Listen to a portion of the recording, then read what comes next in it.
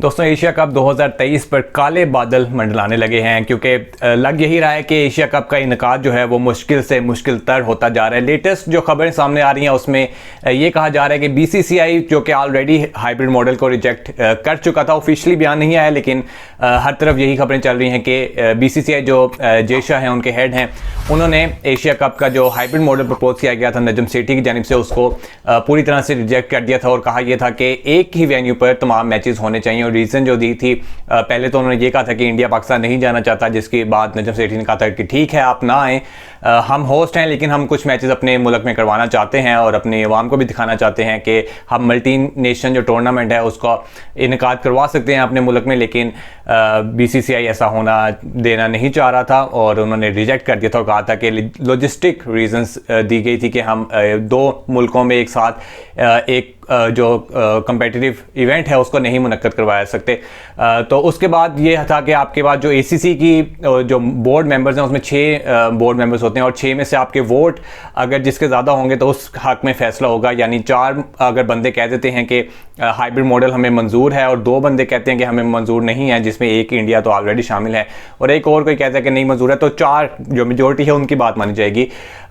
लेकिन अब इंडिया चूँकि खुद तो मना कर चुके हैं और पाकिस्तान को भी नहीं चाहता कि वो इसको होस्ट करे, तो अब वो दूसरे कंट्रीज़ के साथ, दूसरे बोर्ड्स के साथ मिलकर और उनको मैनिपुलेट कर रहे हैं बेसिकली कि आप भी हमारे हक में वोट दें और एशिया कप के हाइब्रिड मॉडल जो है उसके अगेंस्ट वोट दें। इसके लिए उन्होंने आईपीएल में जो फाइनल हुआ था उसमें बोर्ड्स के जो प्रेसिडेंट्स थे उनको इनवाइट भी किया था। श्रीलंकन बोर्ड का भी प्रेसिडेंट उसमें शामिल था, बांग्लादेश बोर्ड हो गया, अफगानिस्तान क्रिकेट बोर्ड हो गया, जो कि मेन बोर्ड्स हैं, इनको इनवाइट किया गया था और वहाँ पर यकीनन बातचीत भी हुई होगी। हालांकि अगर हम देखा जाए तो श्रीलंकन क्रिकेट बोर्ड जैसे वो पाकिस्तान का काफ़ी दोस्ती रही है उनके पाकिस्तान बोर्ड के साथ। मुश्किल वक्त में श्रीलंका ने भी पाकिस्तान का दौरा किया, हमने भी उनके दौरे किए हैं, तो वहाँ पे उनको मैनिपुलेट करना और उनको उकसाना कि पाकिस्तान के अगेंस्ट आप वोट दें, तो ये गंदी पॉलिटिक्स इसको कहा जा सकता है। हमने बल्कि अभी T20 सीरीज़ भी खेली अफगानिस्तान क्रिकेट बोर्ड के साथ 3 मैचों की और सारा रेवेन्यू जो था वो भी अफगानिस्तान क्रिकेट बोर्ड को ही दिया था। तो वहाँ पे भी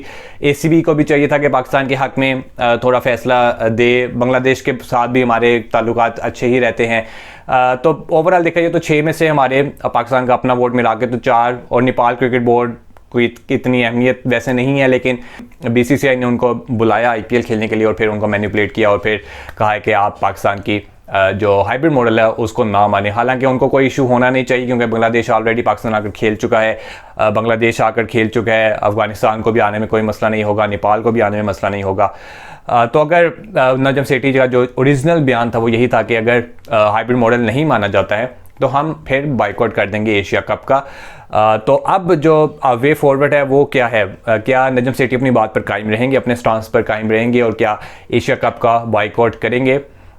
ये देखना बाकी है और I think this will be the right move. अगर आपको अपनी ईगो बचानी है, अगर आपने अपनी सेल्फ रिस्पेक्ट अगर कायम रखनी है, तो आपको फिर आपकी बात अगर नहीं मानी गई है तो आपने कंप्रोमाइज़ किया कहीं ना कहीं। और इंडिया से ये बात आती है कि हमने भी तो एशिया कप अपने मुल्क में नहीं करवाया, तो ठीक है नहीं करवाया तो हमें तो, हम होस्ट हैं, हमें तो करवाने देना। वो अलग बात है कि पाकिस्तान को होस्टिंग मिली नहीं है इतने अरसे से, तो पाकिस्तान को जब मिली है तो पाकिस्तान करवाने दे। इंडिया ने नहीं करवाया तो उनका ज़ाती मामला है। इंडिया ने वर्ल्ड कप तो करवाता है अपने वहाँ पर इंडिया में और हम जाते भी हैं, तो इंडिया को आने में मसला नहीं होना चाहिए। और अगर नहीं आ रहा है तो बाकी क्रिकेट बोर्ड्स को रोकने का जो मामला है वो बहुत ज़्यादा गलत है।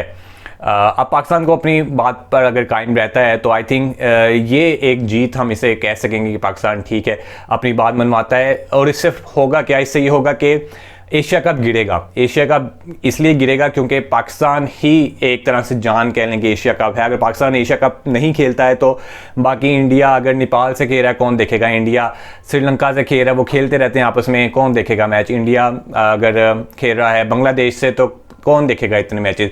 सिर्फ इंडिया अफगानिस्तान का आई थिंक थोड़ा सा कह लें कि रिसेंट कंट्रोवर्सी जो नवीन की है उसकी वजह से शायद थोड़े से मज़ा बने, लेकिन ओवरऑल एशिया कप की जो जान है वो पाकिस्तान इंडिया ही है और सारा रेवेन्यू भी इसी मैच से आता है, इसलिए तो 2-2 मैचेस 3-3 मैचेस रखवाए जाते हैं।